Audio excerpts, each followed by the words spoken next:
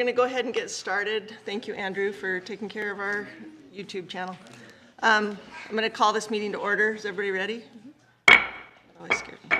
Okay. Thank you, everyone, for joining us tonight for our county council meeting. We appreciate you being here. We're going to go ahead and start with an opening by Councilman Nolan Gunnell. Well, September is a neat month. Tomorrow is the anniversary of the signing of the Constitution, something that we all benefit greatly from and hope to preserve it. I'd just like to read a little bit about Ben Franklin. He was one of the only founding fathers to sign all three of America's most important documents: the Declaration of Independence, the Treaty of Paris that ended the Revolution, and the U.S. Constitution. He also had a gift for humor in serious moments. During one tense debate, Franklin warned his fellow delegates, "We must all hang together, or most assuredly we shall all hang separately." At the Constitutional Convention, he was the oldest delegate, 81 years of age at that time that he signed it. He was weak and in pain, but he kept everyone working together. When the Constitution was signed, a woman asked, "Dr. Franklin, what have we got? A republic or a monarchy?" He famously answered, "A republic if you can keep it." So Franklin wasn't just a scientist or an inventor. He was a master diplomat, a peacekeeper, and a voice of wisdom who gave the United States both allies and a constitution. And I hope we all cherish that. Franklin really only had 2 years of schooling, but he was a man that read and wrote a lot of things and was very skillful in his part of this freedom for the United States, and I hope we think a lot of that. I will now like to form my words in a prayer. Our Father in heaven, we come before Thee at this time as we give thanks for the opportunity of assembling in this county of Cache in the state of Utah, and for the government which we are able to participate in and benefit from. We give thanks for the Constitution. We're grateful for this document and that it is preserved so long, and we pray that it will continue to do so, and that we as a people will honor it and cherish it.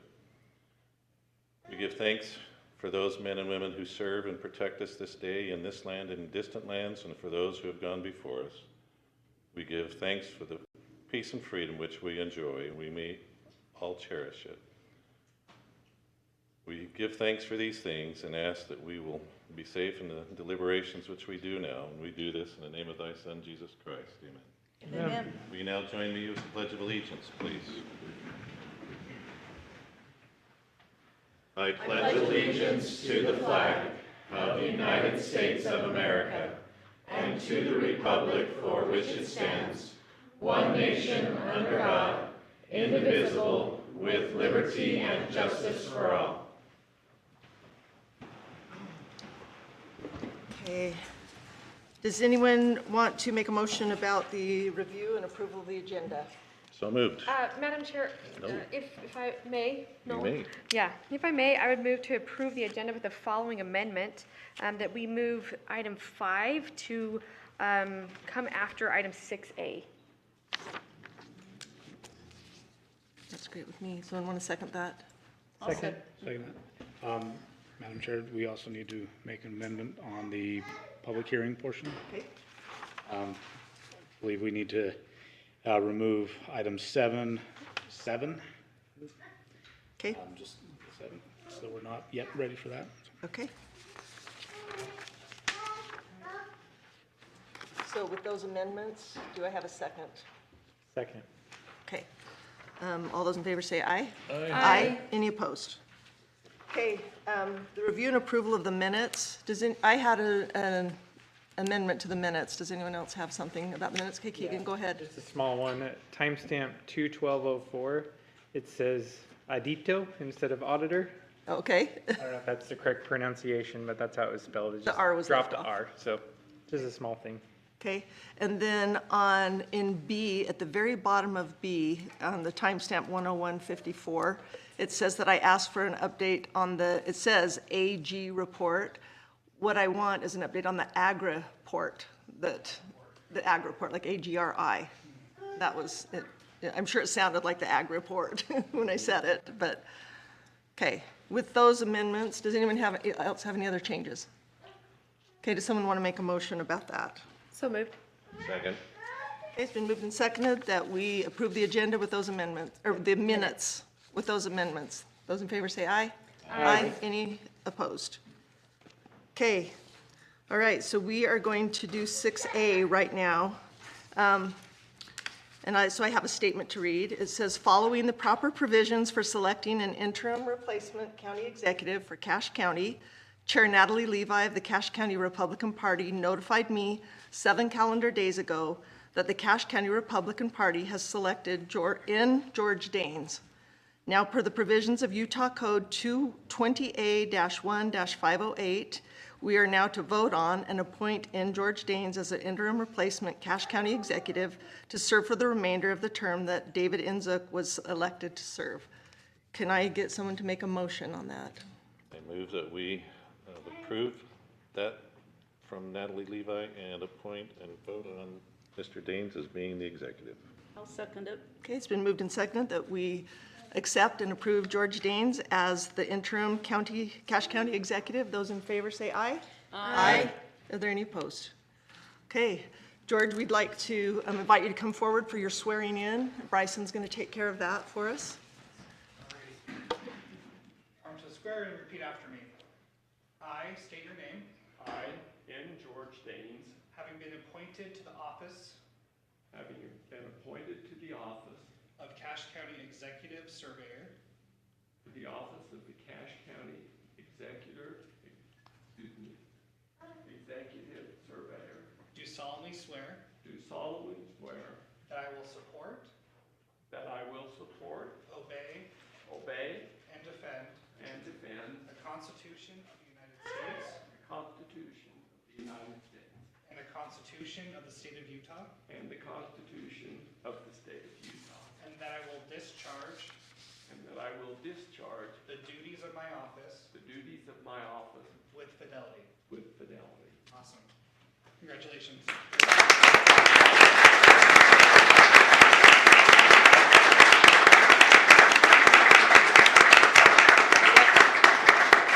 We're going to invite you to take your spot right over there, and we already have a nameplate for you, so you can be official.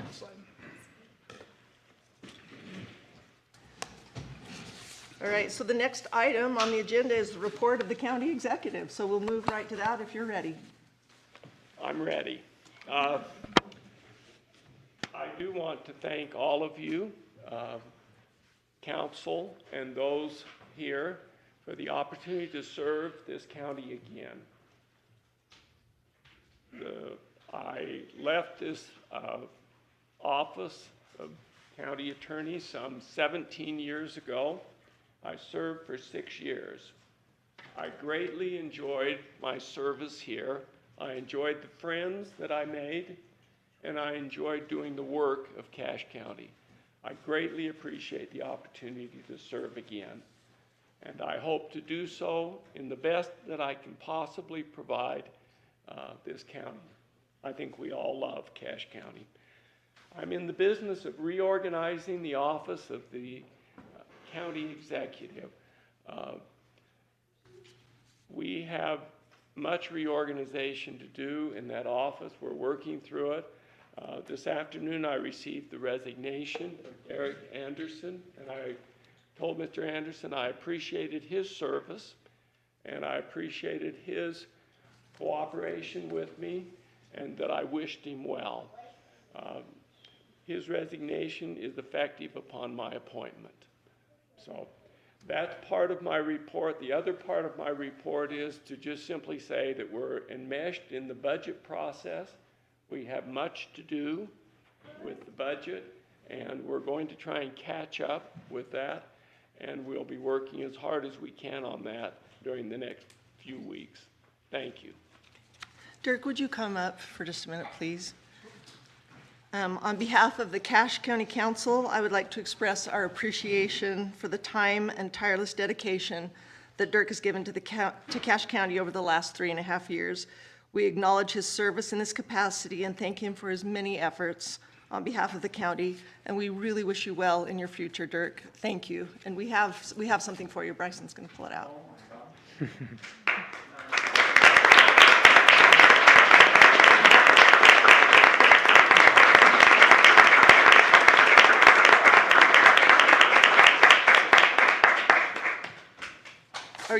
Would you like to say something? Just for a couple seconds. Perfect. Thank you, Madam Chair.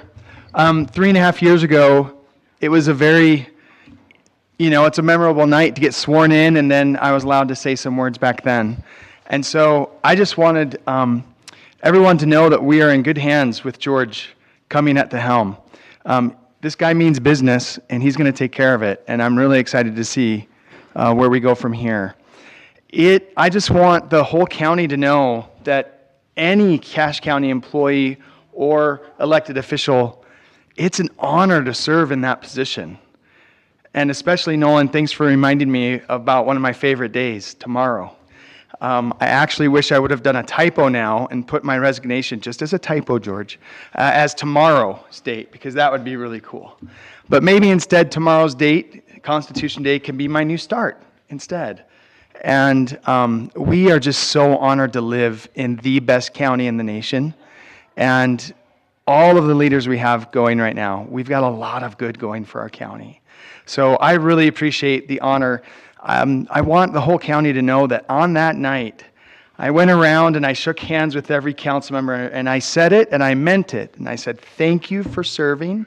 Thank you for running and winning your election, because the service is sincere and heartfelt, but not always appreciated. The job that the council and that the county executive have is a hard one, but it's a good one. So, George, thank you so much for being so kind to me and for listening. We're still meeting. We met yesterday, and we're probably meeting tomorrow, just to try to get the list of him to, things that, the long list of to-dos. And there is a long list, and it's great. So thank you, Cache County. Thank you, County Council. And thanks for letting me say something, because it is an honor to serve, and I've really appreciated my time here. So good luck, George. You're going to do great. Thanks, everyone. Thanks, Dirk.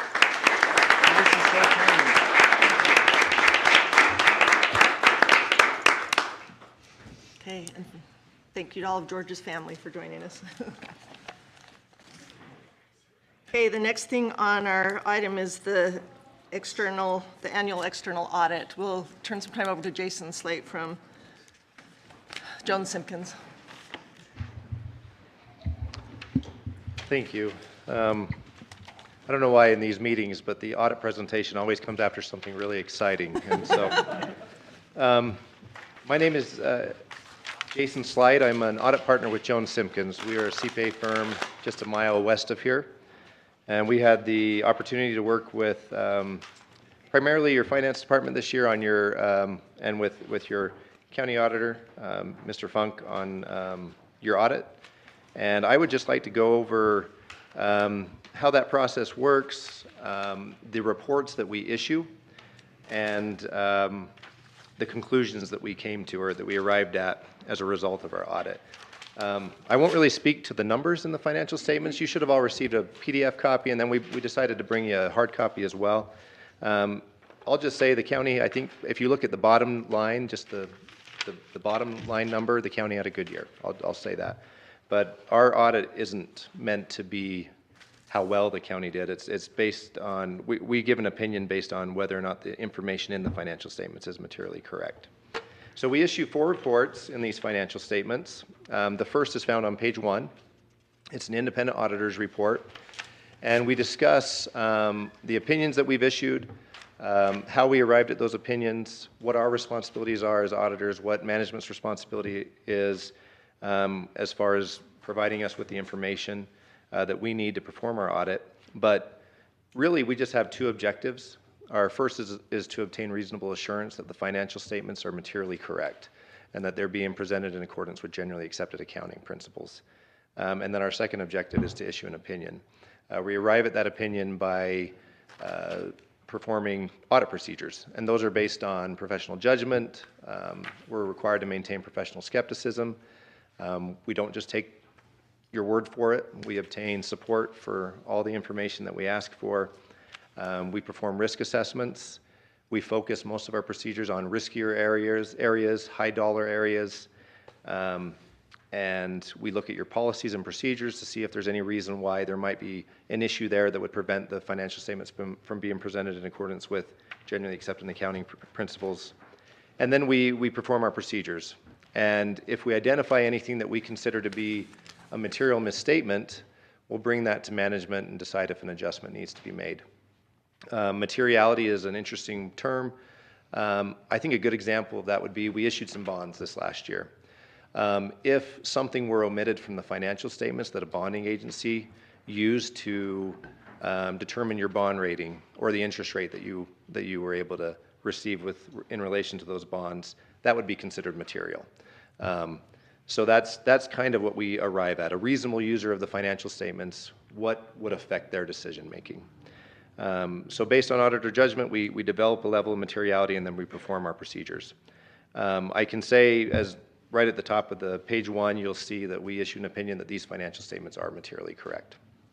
That the information is presented in accordance with generally accepted accounting principles based on an audit that we performed in accordance with generally accepted auditing standards.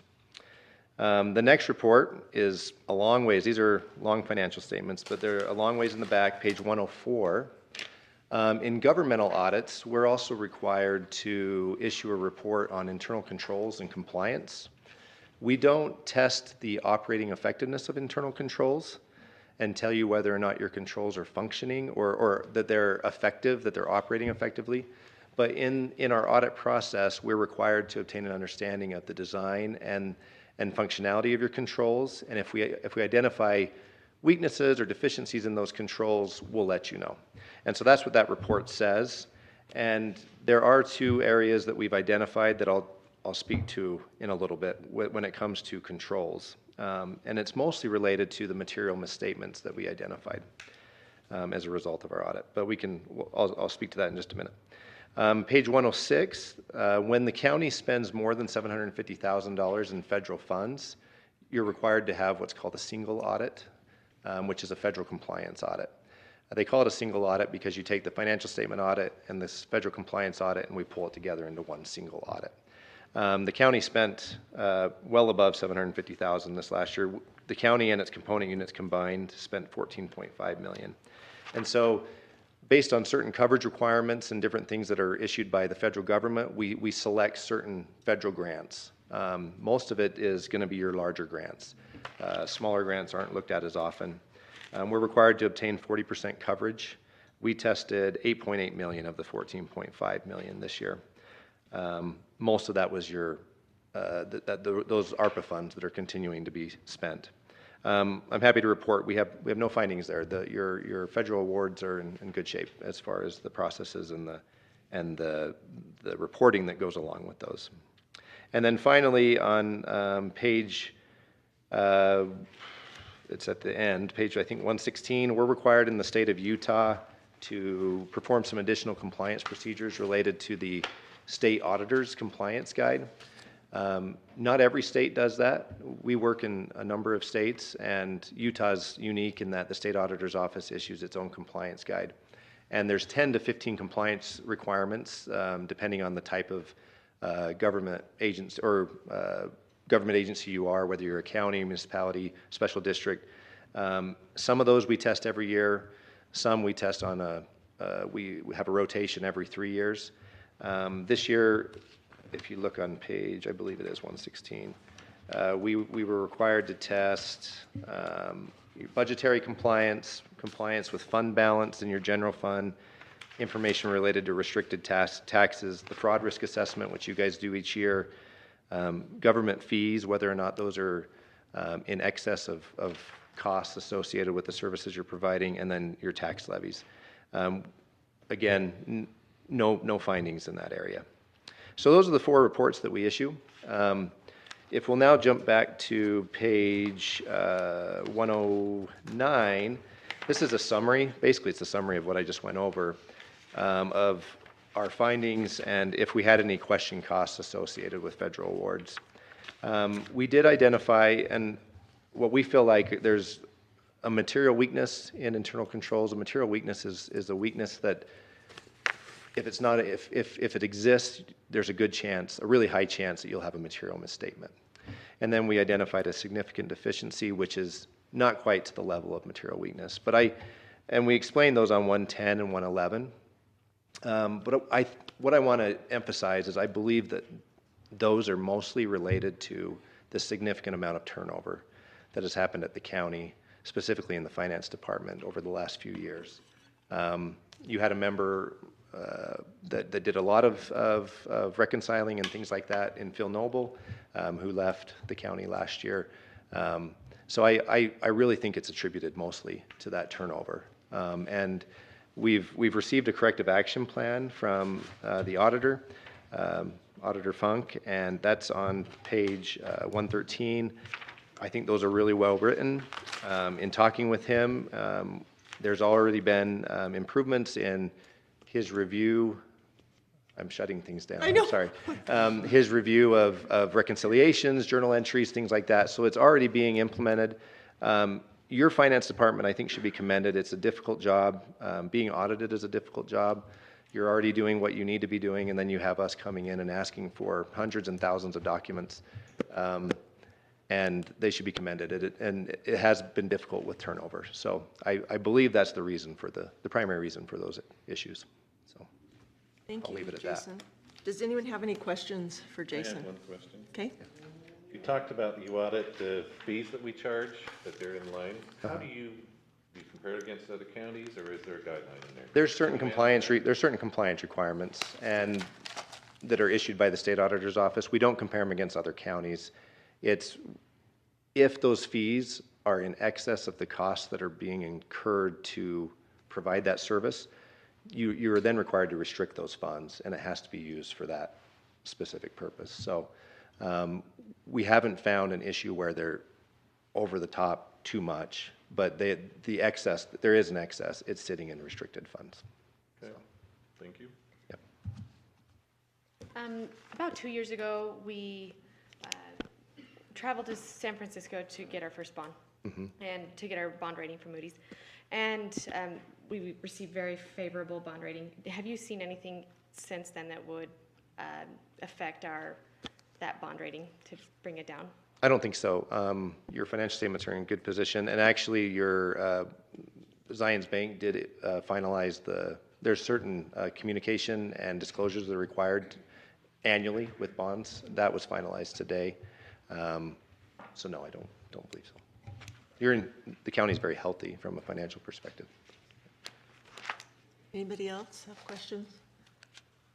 Okay, I would entertain a motion to accept this external audit.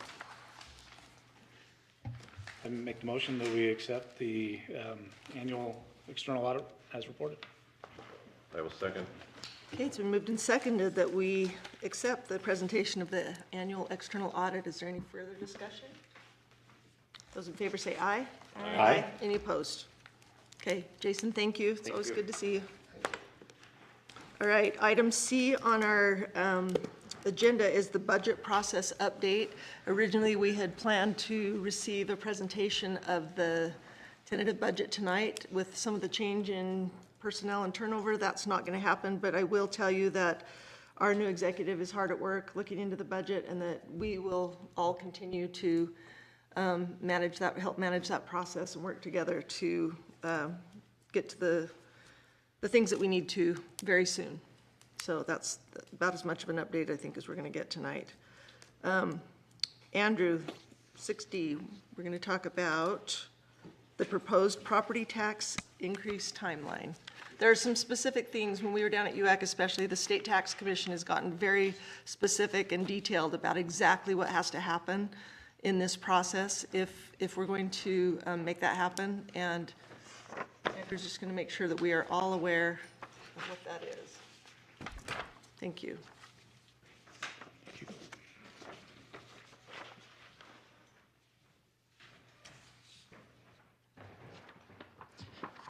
Yes, good evening, council. Just really quick, after speaking with Diana Schaefer, I did get the dates as to what has to happen in order for the council to be able to legally consider a proposed property tax increase, emphasis on the proposed.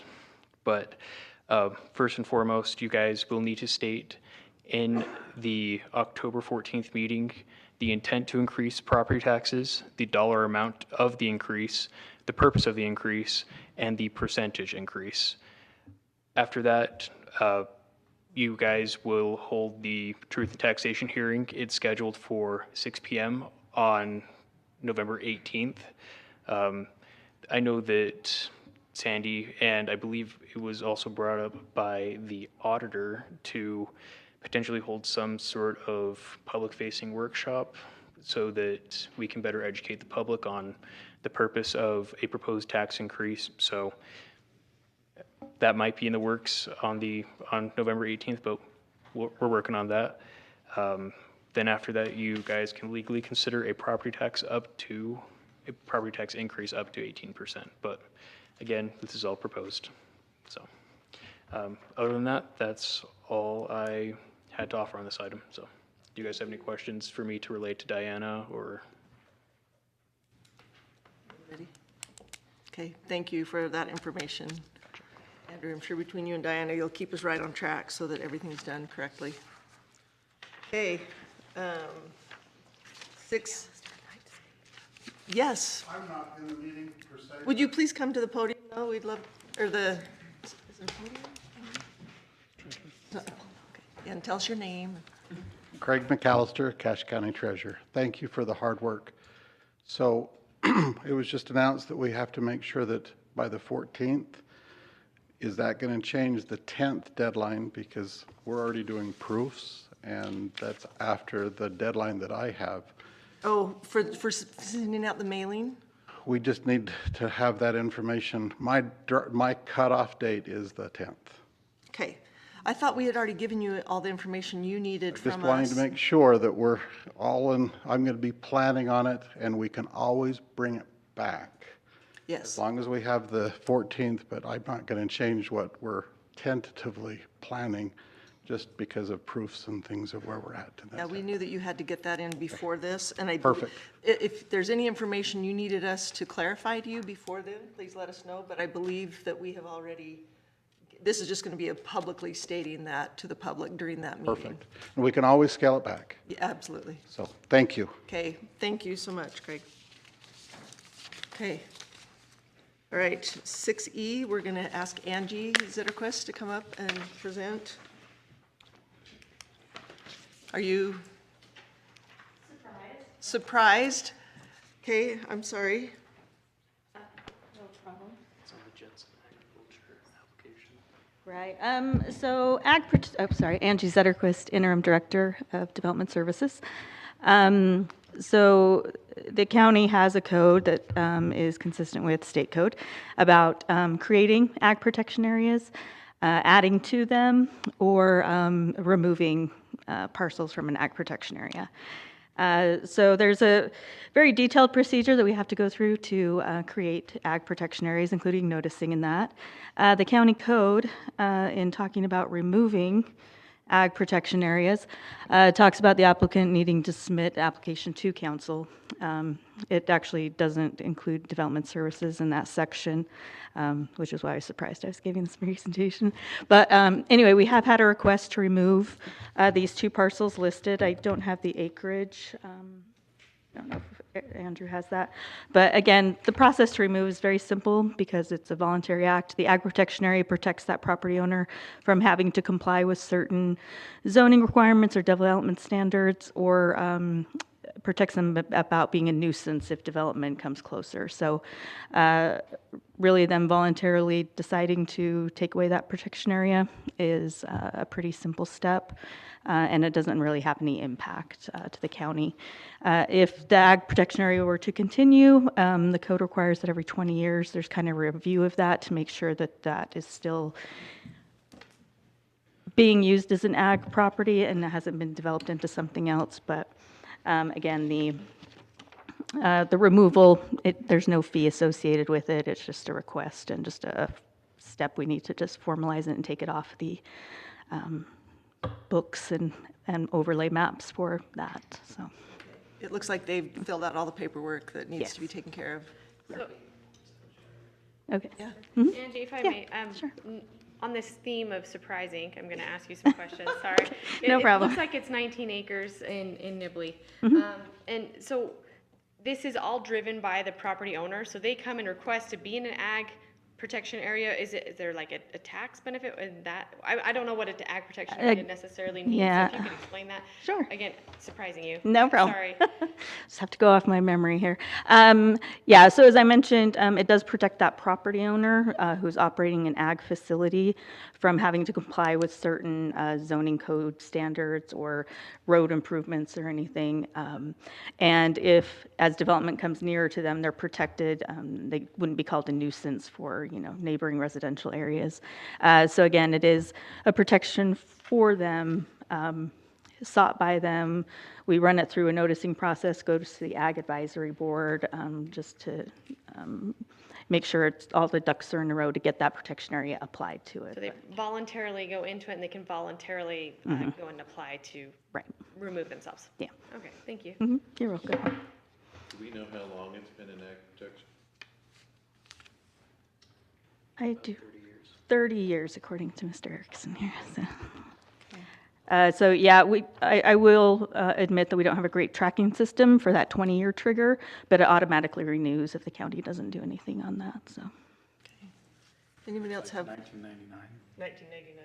Perfect. Anybody else have any other questions for Angie? Yeah, and I do apologize. No, I apologize for surprising you. Okay. We're all apologizing, so. All right, All if right. there's no further questions, can someone make a motion that we accept this application? I will make a motion on the application for removal of land from the Jensen Agricultural Protection Zone, parcels 03, 003, 0020, and 0012, that we approve. Second. Thank you. It's been moved and seconded that we grant this application for the removal of land from the Jensen Agricultural Protection Zone. Is there any further discussion? Those in favor say aye. Aye. Any opposed?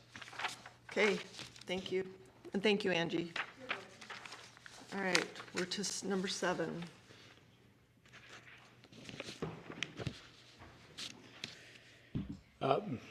Madam Chair, I think we're looking for just a motion to set these public hearings, and so as listed before, we removed item 7 from this list. So I make the motion that we set the public hearing for September 26th at 5:30 PM for the following ordinances. Ordinance 2025-26, 28, 29, 30, 31, and 33. I'll second it. Okay, it's been moved and seconded that we schedule public hearings on September 26th for those announced resolutions. Is there any further discussion? Yes. Oh, wait. Are Okay, we Andrew? wrong on the dates? Because, Oh, it is supposed to be the 23rd. yes. We talked about that, yes. Not only that, but I would also like to point out that the Lauer Foods rezone was actually scheduled for today. That error was on me. I do apologize. So there is supposed to be a public hearing on that today Yes, at 5:30. at 5:30, okay. So So that one goes down to, okay. has it been, We been noticed it last noticed? meeting. I was gonna say you guys made a motion and passed it during the last meeting. Is the proponent here tonight, ready to have a public hearing on their property? No, they noticed the agenda that it wasn't set for the hearing tonight, or it wasn't set to hold a public hearing, so they are not. Okay. So we need to amend that. Yeah, and I don't think we got a clear answer. Was it publicly noticed? I know we voted to, you're saying we voted to, we can check the notes or minutes. Was it publicly noticed that there was a public hearing for the Lauer Foods project? not if it's not me. I don't remember seeing it. They think this is probably our only source, so Yeah. cannot proceed with that. Okay, would you So I think my motion still stands. Would you amend it, though, to change the date to September 23rd? So close.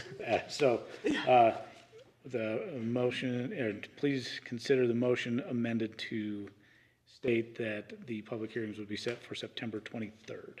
Okay, it's been moved and seconded that we accept that motion to schedule public hearings for the 23rd. And and it's been moved and seconded. So those in favor say aye. Aye. Any opposed? Okay, thank you. All right, 8A, I think we've got Eric for the next 2 or 3 items on the agenda.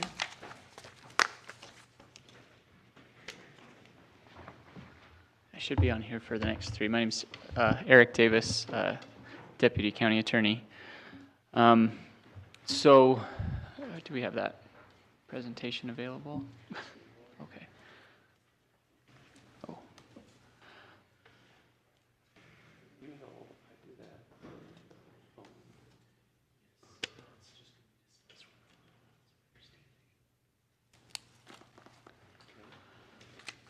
So, Council,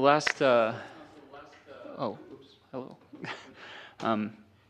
Late last year, early this year, we have been in discussions about the optional plan. Many in the county know it as the Organic Act, but under state code, it's rightly called the optional plan. So we have begun the process of trying to clean up a lot of the sections that are in the county, in the optional plan. Jairus Kendall sent out an email soliciting comments.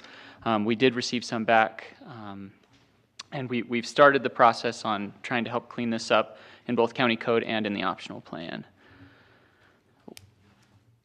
So there's been some confusion as to what the optional plan actually is. So as I stated previously, under Utah Code 1752A 1021, it means a plan establishing an alternate form of government for a county as provided in that section. So in 1986, we changed from a county commission form of government to a county council county executive form of government, thus establishing and passing the optional plan. It's the framework for our government, for our form of government as it currently stands. It has been compared to a constitution of sorts for the county. However, because we are a political subdivision of the state of Utah, that metaphor doesn't correlate directly. It is our establishing document and what the county should look to when questions of framework arise for departments, for elected officials, for the executive, for the council.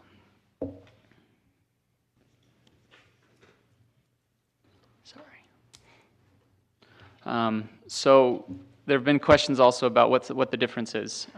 The optional plan generally outlines the duties and responsibilities of each elected office, certain departments within the county, and powers generally. The optional plan can only be amended with a 2/3 majority vote of the county council. A 2/3 majority vote cannot change the form of government. Such a change would need to be brought to a vote of the people during a county election. I think that's already been discussed before this body. County ordinances are the laws that govern the county. County ordinances are passed with a simple majority vote of the county council. So the needs for updates. Historically, sections of the optional plan were placed directly into county code and slowly amended over time with a simple majority vote of the council. This has happened since 1986. It's been years. Many of these changes were not made in the optional plan when they should have been. Also, having a framework of the county in 2 places, it's duplicative.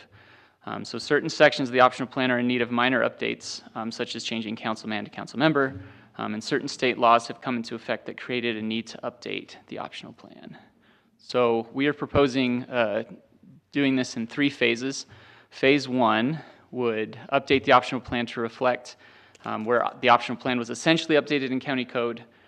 That one will require a 2/3 majority vote of this body, of the council, in order to make those changes, to get those changes that have happened over the years to be put into the optional plan. So Eric, can I interrupt? Yes, So go ahead, These absolutely. things that are already in our county code that we have amended over the years that just need to be reflected in the optional plan exactly the same? That is correct. Okay, thank you. Okay, in phase 2, where we want to consolidate the framework of Cache County's government by removing all sections of code that are duplicated in the optional plan, so that the optional plan is the sole document where the county's framework can be found. That way we don't have any amending of the optional plan in a simple majority. If you're going to amend the optional plan, you'll do it there. Also, we've worked with the county clerk to have that publicly published on Municode, so now we have both county code and the optional plan available to the public through Municode. And anytime that's amended, that can also be seen to the public. So, and phase 3 finally would be to update the optional plan based on changes in state code, desired changes and updates, as well as wording changes such as councilman to council member. Are there any questions? I have another question. So Yes. tonight, do you want us to take an action on that? Like, do you have specific wording yet, or you're just asking us to allow you to go forward with this plan? Like- So Yes, If I could just comment really quick. thank you. Some of these changes need council approval. Like Eric just discussed, these changes to the optional plan would need, for example, a 2/3 approval.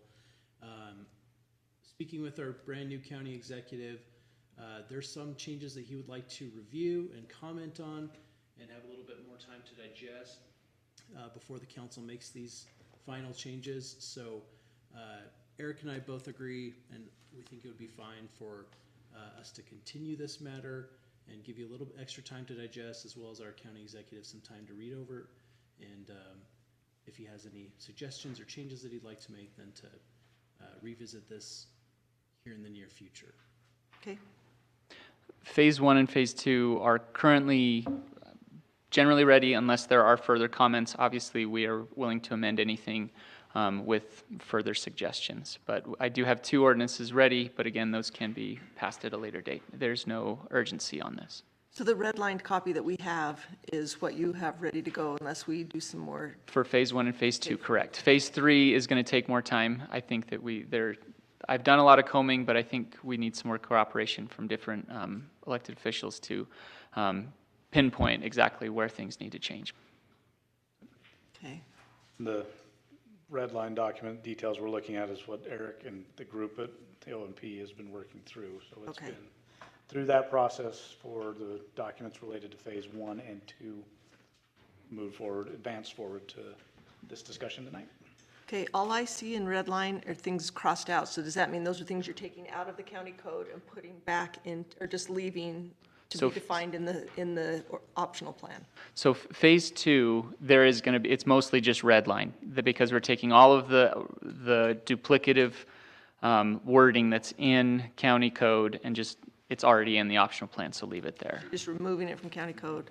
Yeah, there should be one that has both blue and red, and that's phase 1, and that should show how things have changed for the optional plan. Okay. Okay, so you want us to continue this and not take any action? Yes, I would say so, yes. Yes. Yes.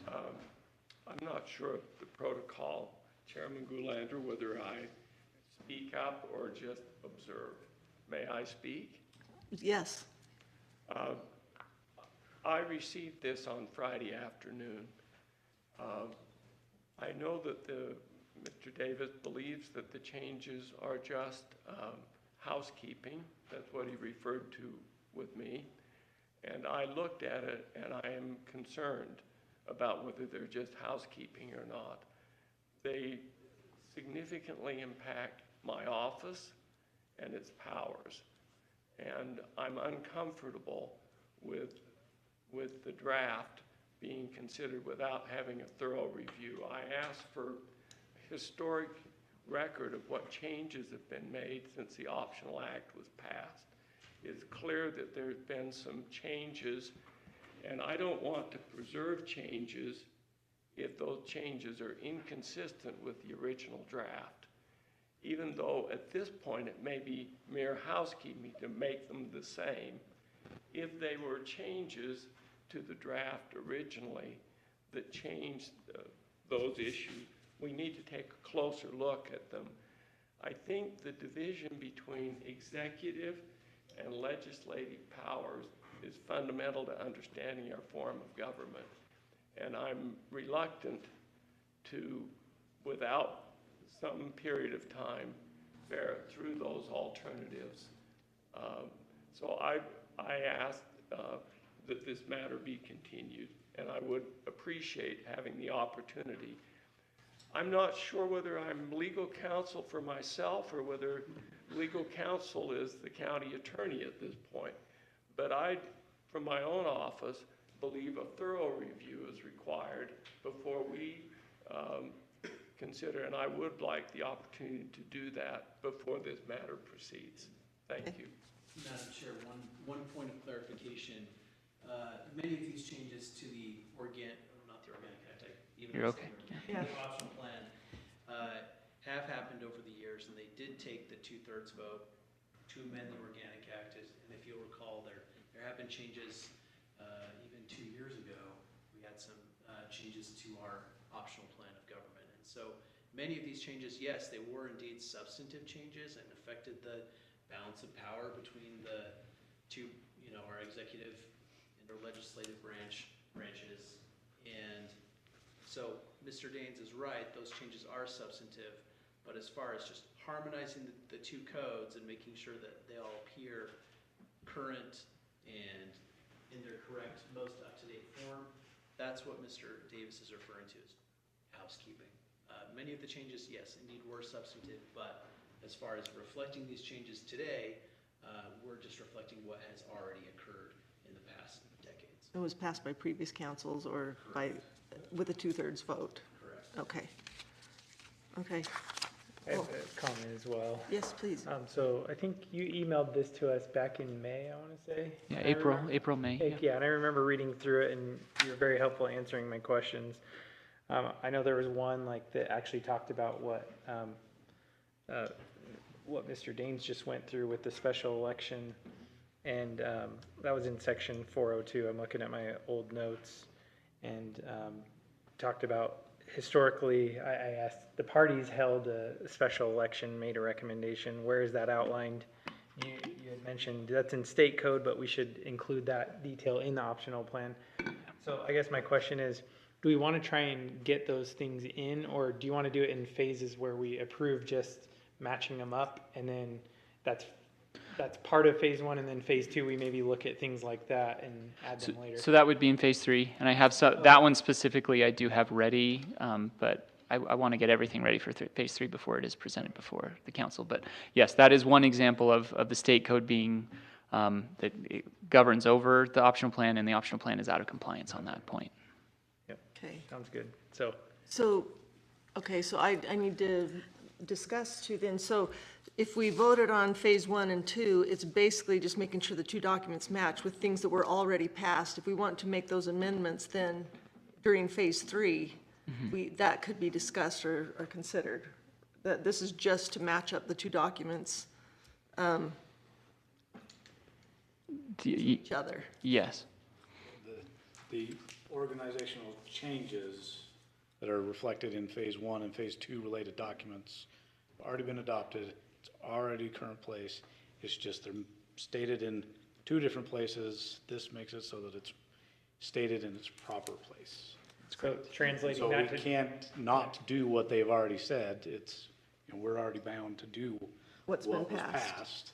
And that's all what is contained in phase 1 and 2. That's correct. I would remind the council that if you did want to change the optional plan again to reflect some new sensibilities or some additional powers that you want to delegate, for example, back to the executive, or if you wanted to change that, the council is always at liberty to do that with a 2/3 vote. Okay.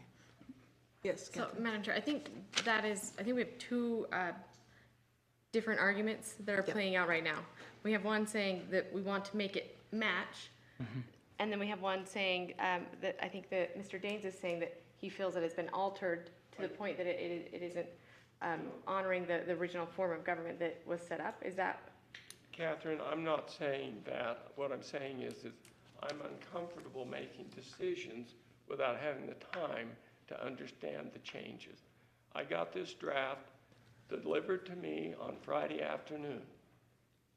It must have been put in my office. I found it on Saturday. It was sitting on my desk. I was appointed an hour ago. I haven't been able to access computers yet. I want to go through and see for myself what changes have occurred, where they have been approved, and the tracking. And I asked that be provided to me, and Mr. Davis hasn't been able to do that at this point, so I've asked that this matter be continued. I'm not disagreeing. I'm just saying I think my office has to defend itself and I need time to take a look at it. If there is an urgency, what is it? I mean, seriously, I just got appointed. You're trying to work with the core of my office. I'm saying maybe it doesn't change anything, but I'd like to understand that.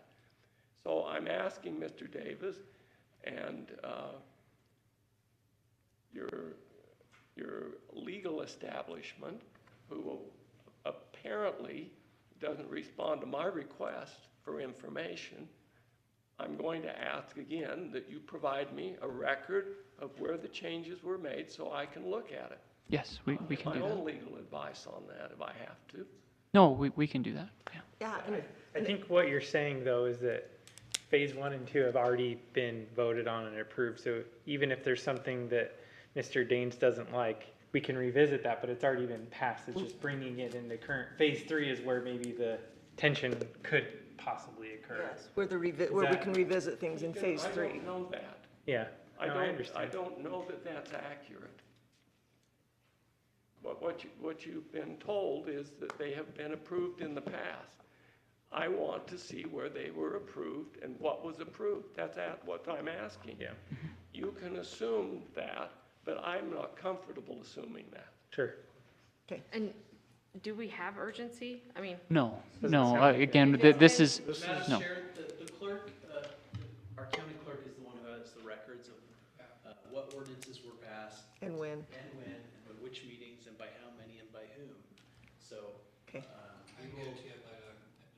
we'll get that information for our executive as quickly as we possibly can. perfect, thank you. okay. And the timeline, this was all in motion well before there was any Yeah, before we, turnover or any change in the Th- executive This is, role. So yeah, this has been on the last 5 OMP meetings since July. was set months and months and months ago, so.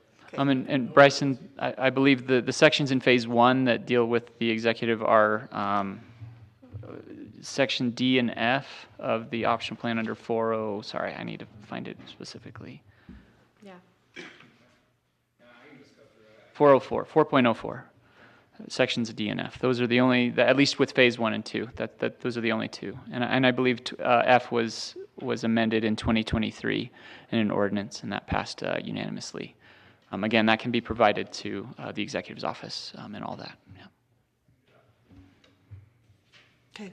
So, does someone want to make a motion then to With continue no this? action, we'll continue it on. Yeah. Yeah, with no action, we'll No just let action, it we'll continue. continue it automatically. Okay, perfect. Okay, so that is 8A and B, right? Or is that just, okay, what about 8C? Okay, so 8C sorry, I'm trying to find the date, in July, Pacific Core LLC filed a tax appeal to their centrally assessed tax property, and they are in almost every county except for Wayne in Utah, and so that will affect almost every county. Taylor and I received an email from Dana Schaefer. This requested 35.545% reduction would unfortunately lead to a substantial decrease in our tax revenue of approximately $263,892.98. That's the rough estimate of what it would be if it was granted, if the appeal was granted. So we, with UAC, I've prepared a resolution to retain Thomas Peters, who's also representing many other counties in this cross appeal. And with your approval, he will file that cross appeal this week to defend our interests. We used his services under the Ruby pipeline tax appeal as well, and he did a very good job for us. What did you say the tax consequence would be? Approximately $263,892.98 for our county. Okay, In just one tax year? okay. All right, does Thank- someone yeah. want to, just have any more questions about that? I have a for question Eric? about retaining third-party legal counsel. I don't know how that works with the budget, and if that is already part of the budget, or if it's. The office has its outside counsel budget as part of our trial budget for experts, witness costs, outside counsel if necessary. Do we have an estimate on what our So what he does is he does it proportionally based on each county's interest within the tax appeal. So I'm not sure exactly how much that would be at this point. I would think ours is one of the smaller. It is, yeah. Okay. Does Pacific Court do this a lot? Yeah. Every year? I don't know about every year, but often. Yeah. Yeah.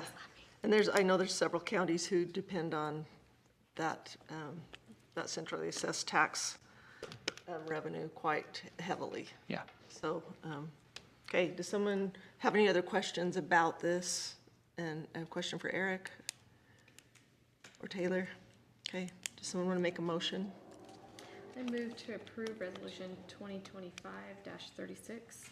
Does it require suspending the rules? Yes. I move to suspend the rules and pass resolution 2025-36. Second. Okay, it's been moved and seconded that we suspend the rules and approve resolution 2025-36. Is there any further discussion? Okay, those in favor, say aye. Aye. Any opposed? Okay. Thank you, Council. Thank you, Eric. Appreciate you. Okay, look, we are flying through this one. Okay, other business, the USU Homecoming Parade. Is there anybody that knows they will be there? Or will not? I will. I will be there. Okay, I will not. I will be out of town. I will not be there. I can be there.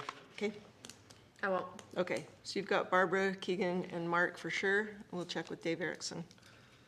Okay, council member reports. Barbara, will you go ahead and start that for us? Yes, I will. I've got quite a few things to report. Starting with America 250.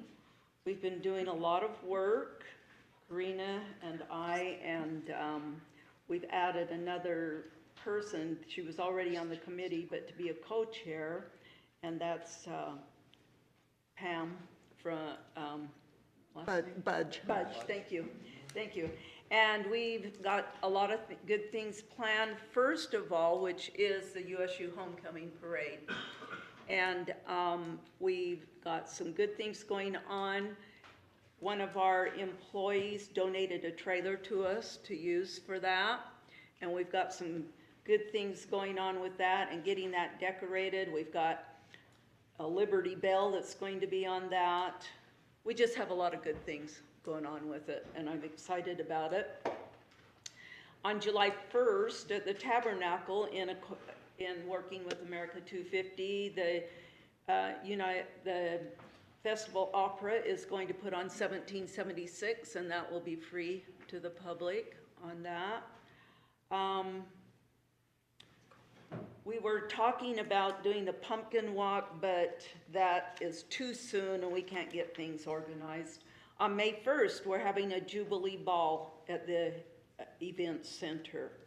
So that's just a few of the ideas that we've got going on with that. I had some other notes here. Okay. Is the Jubilee Ball, do you like dress in period clothes? We haven't decided that yet.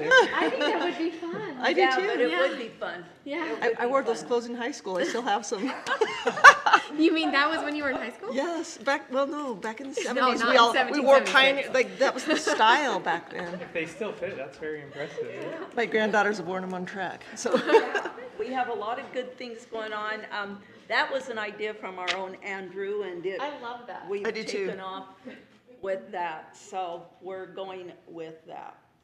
The other thing that I have is there was a gentleman that passed away in our community probably about 3 or 4 weeks ago. His name was Mr. Spindlove, and one of my constituents wanted us to read a letter about him and to honor him and his service in our community. And in talking with Sandy, I got permission to do this. But for those of you who don't know, he was the founder of the High Clone Laboratories, and it was recognized globally for its excellence and innovation. And they did provide high-paying jobs for hundreds of Cache Valley families. And those families in turn have helped to make our communities what they have become. And then, of course, Hyclone Laboratories' successor companies, Hyclone, Cytiva, and Thermo Fisher, and they've invested millions of dollars into our community also. So we honor his entrepreneurial spirit, his risk-taking, and his determination to succeed. And we're grateful for people like that in our county, and we have quite a few of those people. And let me see, I think that's all I have, with letting you know that I will not be here for the 23rd and 24th meetings. Okay. Okay, thank you. Barbara. Keegan, go ahead. Yep.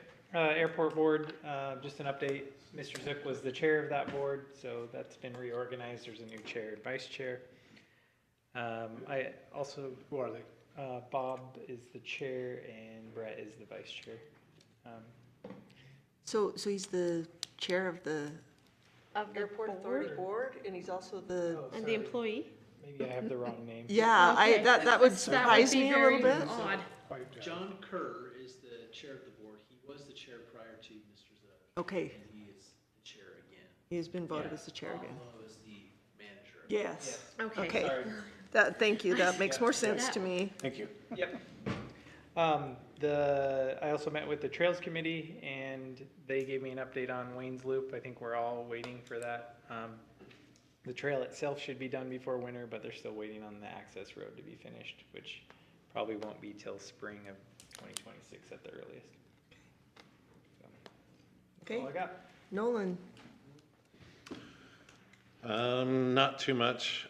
Do emphasize the September 24th meeting. I think that's important as a county, what we're going to try to do there. I have reached out to many individuals, so Nolan, could you confirm the time? Because I have conflicting it information. is starting at 3 because I have got many state employees coming, and Okay. they weren't jumping up and down of being here after or coming, starting at 5. That's so. fine. I just want to make sure. I've got So it it's right. 3 o'clock. I've got state engineer, I've got 2 people from Bear River Health. I also have the person doing the U.S. geological study of the groundwater who was coming to update us, and some others, as well as people from the county. I've asked Fire, I've asked Matt Phillips from Municipal Services, I've asked the Attorney's Office. We mentioned that to Mr. Daines the other night, or yesterday, so hopefully we can sit and talk about a few things, because in my neighborhood, I have 3 wells, 3 citizens who are having to redo their well right now with water issues. So I think that's important. The commission is, and kudos to Angie and the Development Services, the Planning Commission is facing a lot of issues right now. We're discussing things like solar power and what that's going to do to the county, and so those things are going to be coming to the council. So if you get a chance, listen to the things going on in planning and zoning, because there's going to be some things coming before us as a council that's going to have an effect on the county for us too. So big things coming that way. So that's all I have. okay, Catherine. Okay, thank you, Madam Chair. Probably the biggest thing to report is the fire district. We had a meeting, and we had a subcommittee that was meeting and came with some possible solutions for funding, which they are going to have a joint meeting with the council and our new executive for timing to have an elected. It has to be done by, the declaration period for the special district is June. So we're trying to figure out timing. We'll be doing that hopefully in October. We'll have a joint meeting with the fire district and the fire board. And as we can kind of get the ball rolling, so we can have the declaration, or we would have to have that done by February. So we could register with the state for the special district. Am I right, Bryson? So, yeah, so. Yeah. So Chief George is abreast of all of that information and has come up with the possible solutions to present to the county for potential funding for the fire. So that's the biggest news, and we'll look for a meeting probably towards the end of October. Okay, all right. Mark. Just two real quick things in addition to the OMP meeting that we had on Friday, which you saw some of the work. So that was something Barbara and Dave and I were involved with. And then this afternoon, I had the regular meeting with the Outdoor Recreation Initiative Committee. That is basically, I serve as our appointee from UAC for regional significant outdoor recreation projects. We're gearing up for the annual grant application review and award process. Myself and Landis representing our area. There's some really ambitious projects that are on the in the proposals this time, and I think we as a county are getting familiar with this. It's a new program. It's new to everybody, but it's new to Landis and I for this time around. And so we're becoming familiar with it, and there'll be opportunities for where we discuss for what we would like to consider applying for in the future. Most of what the projects entail this year are trails, mostly off-road or Bonneville Shoreline Trail related discussions as traditional outdoor rec related projects. So there will be more to come on that. The other thing is also this afternoon, I was invited, it's not an official county capacity or anything, but I was invited to participate in the Cash Interagency Family Coalition meeting. And it was a great experience for me to participate in watching the discussion that these groups of nonprofits and members of the community interested in essence, filling the gap on what government programs, social programs there are out there for supporting families in need, as well as just promoting good family-oriented activities that take place and sponsoring them as well. So it was a great conversation, and I know they intend to reach out to everyone on this body and encourage you to attend. So anyway, that's it for me. Okay, thanks, Mark. Madam Chair? Yes. I failed to mention something too. Okay. The Utah Division of Water Resources is holding a meeting September 22nd at 6 p.m., which is the Bear River Basin Water Plan. That would be something that would be good for all of us to be there and hear what's going on that as well. That's going to be at the Logan Library. What time? 6 p.m. Yep. The Bear River Watershed Council is actively encouraging all stakeholders that we are aware of, which includes the Cache County Council, in attending. So thanks for bringing that up. I forgot to. We have it. Do you? Watershed. Yeah, I think we got it. The watershed? Yeah. Okay. I was just looking, 6 o'clock, well, I got my. Yep, 6 o'clock. All right. Nobody mentioned the Wellsville Parade, Founder's Day Parade, where the sham battle was still Were they so? going strong. Get up drinking. That was awesome.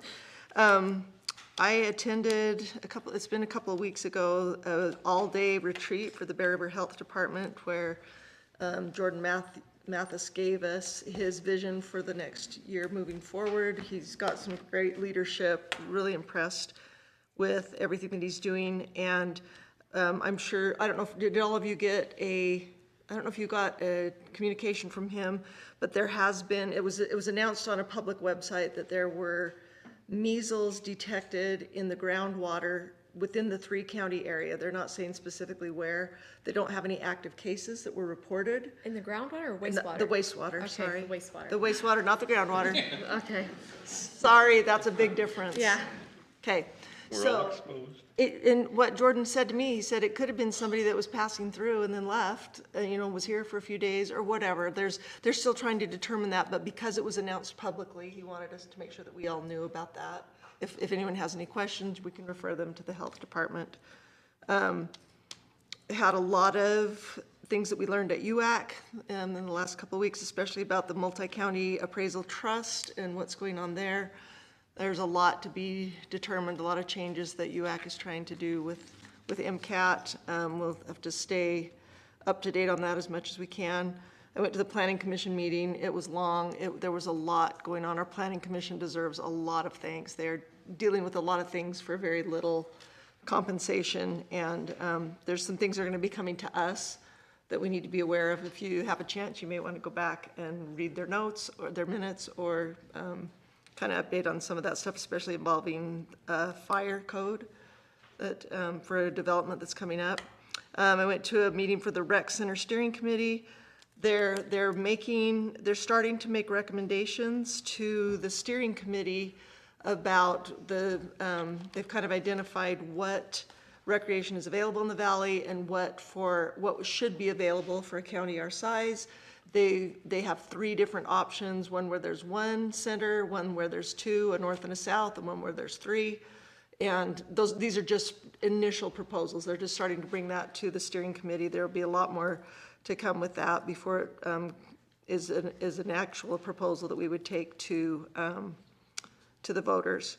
Have had the opportunity to meet a couple of times with our new executive, really productive, good discussions. I think it's going to work out really well. I'm really excited about that. And one of the things we talked about was some of the boards that the previous executive sat on that maybe our new executive would like to not have on his plate. And one of those was the Bragg Board of Directors. Dave and I currently sit on that. It has to be an elected official. And so would all of you guys think about that, if that's something that you would like to maybe be a part of? We need a 3rd member from our county. The other 2 counties have all 3 commissioners on their board of directors, on the Bragg Board of Directors. It's a bi-monthly meeting. We meet twice or every other month.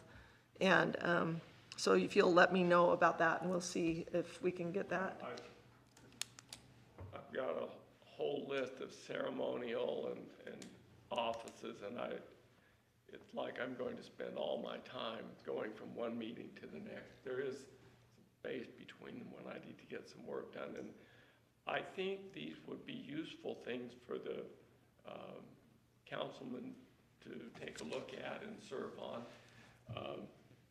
I think I counted 22 that I'm supposed to be attending. And some of those I think are required for someone from and some are not. So let's filter through those and see which ones that you want us to help. Sort through them, Sandy. I don't want to say they're not important, because I think they are important. It just if we could spread out those tasks a little bit. I even wonder if maybe we should ask some of our other elected officials to take some of those slots. I think their opportunity to get out in the community would be useful to them in terms of that. I think Craig would do great. I know. Craig needs more things to do. We got so many to choose from right now. Bring it on. Bryson. That's on the record. Yeah. I know. Yeah. How many would you like? As you go through those, we'll kind of wait for you to organize, and then we'll work. I'll sit down with you, and we'll try and come back the next meeting and kind of have a list. And frankly, if you feel like I should attend a particular one, I would want to do that. The areas where there are important things that need constant attention are probably the ones that I need to attend. I'm very concerned about our development services situation and the fact that we don't have a director in there. So, though I'm not designated on that one, that's one that I think I better start attending until we have some more involvement over there. Okay. Hey, regarding that, can we ask Amy? We had 2 for interview. Where do we sit bringing those in, do you know, or now that we have Mr. Daines sitting? Yes, Mr. Daines and I have spoken today, and we'll be getting with the interview committee to be moving forward with that process. Okay, thank you. Okay. And I know that, at our we also had appropriations meeting, and there were a lot of things discussed that we'll be bringing forth at the budget opening next week. One of those was Bob Lowe from the airport talked about on Thursday, he's meeting with Utah State to get something in writing for how they compensate us. And so I don't know if you're aware of that, Keegan, or if you're planning to be there. I think that we need to make sure that everyone who needs to be there is there. So I know you were out of town. Madam Chair, that reminded me when you said the Appropriations Committee. We also had an Audit Committee meeting. Yes. Last week was a long month. It was a long, it was. Yeah. It really was. So, yeah, we met, obviously, the audit report here and other work was conducted there. We did meet as a audit committee as well. Yes, and we were told a lot of the details that Jason presented to us tonight, so. Yeah, it has been a long week, long 2 weeks. Okay, I think that covers everything that I know. Does anyone else have anything? And George, is there something you would like to say tonight? We didn't normally have the executive report when the council members give their reports, but I'd love to give you that opportunity tonight to, if you have something you'd like to say. Probably I just need to say, the big task is trying to jump aboard the moving train that's your budget process. And I think in a series of workshops, I'd like to interact with you and talk about the process, and we need to get it done. So there's two things that are going on there, trying to make sure the process is right and we get it done. For whatever reason, my office hasn't had significant interaction with the departments about their budget. Mr. Zook has not done that, and he's had his deputy do that, but that doesn't really work very well. I think in order to have this system operate, I need to sit down with the department heads and go through their budget and try and prune what we can and understand it. So I'm probably going to ask them, we're going to try and shrink the process, but go through the process of bringing each department back in and going through their budget in order to come up with a tentative budget. And I welcome your suggestions, whether you think that's necessary or not. From what I can see, the budget isn't in a sufficiently process to be ready for you to start on. And I feel like I've got to get a process done as quickly as I can.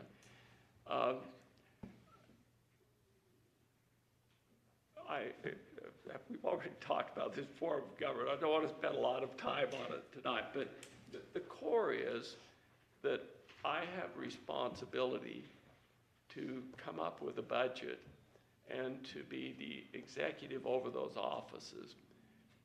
Your involvement really should come later in that process as we squeeze on the apartment or the departments about their budgets and things. I suspect that you may hear from them. And if you begin the process of interacting with them before I give you a tentative budget, you kind of make the process different. And I would encourage you to not do that until we come up with a tentative budget, and then have your hearings and your interaction with the executive and the different departments. I think that will work better than trying to do it together. So that's what I'm going to try and do. I'm short on staff,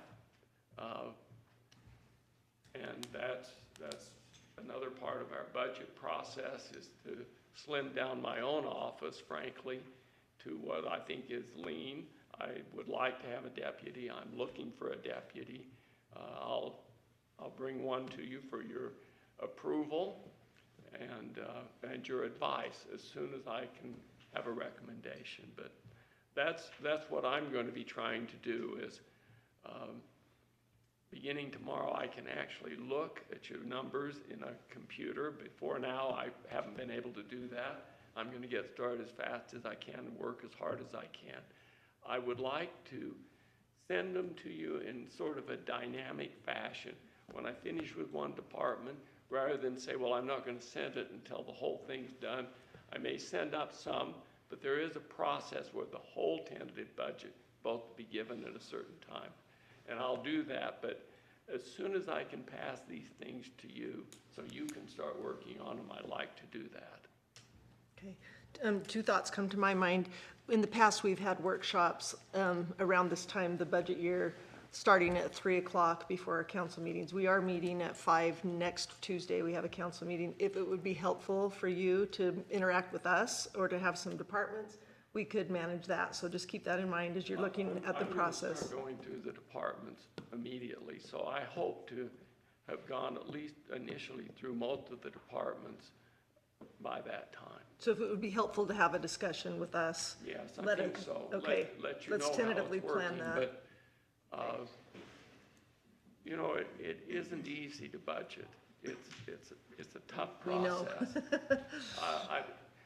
There's a uniform feeling that everything's tight and we need all the money we can get in every department.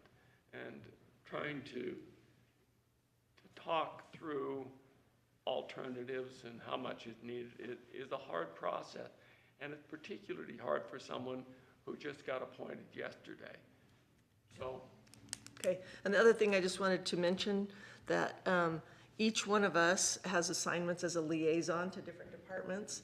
As you go through those budgets with those departments, if it would be helpful to have that council member there just to learn, so that it's not, so that there's a discussion that we are aware of, rather than them coming to us afterwards, or, you know, that just might help the situation. So if you'll keep that in mind too, that a lot of us are pretty familiar with those departments' budgets that we are the liaison to.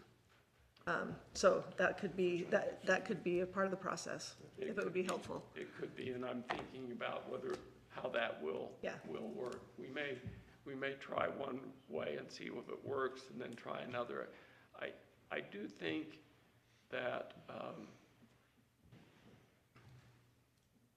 you can't really be effective in administering things if a department feels like they're reporting to the council rather than the executive. And I think that's key to getting control of the administrative side of the government. Okay, we'll just wait and let you let us know. Okay. All right, does anybody else have anything? Okay, thank you all for being here. I'll take a motion to adjourn. So moved. Hallelujah. Moved and seconded. Those in favor say aye. Aye. I know, That's how long I saw it.